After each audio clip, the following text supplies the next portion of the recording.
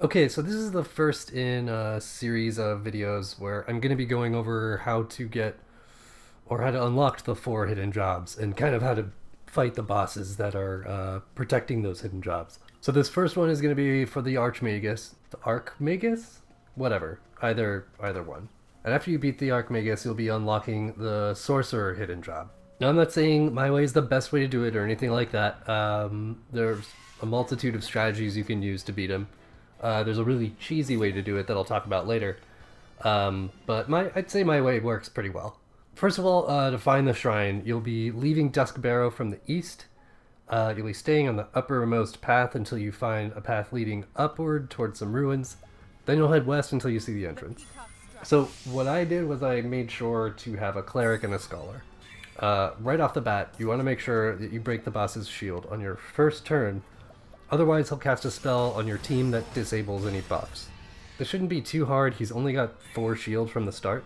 His weaknesses change later on, but in the beginning of the battle, he's weak to swords, axes, spears, lightning, and light magic. So what I did was have a cleric healing almost every turn.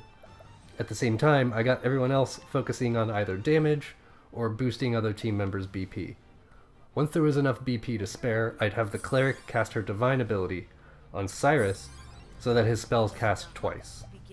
You'll notice I'm using a hidden job on Cyrus, so he's able to dish out more damage, but that shouldn't stop you from using this strategy reliably. Another thing I did was have Cyrus cast Aliphin's Enlightenment on himself, just for an extra boost of damage. That would be the divine skill for Scholar. I had Primrose use Peacock Strut on Cyrus also for the same reason. And I had the other characters focus on keeping Cyrus's BP up. And really, Cyrus was the main source of my damage. If you're using one of his double attack spells, you're dishing out around 40k damage at the very least, each time you break the shield.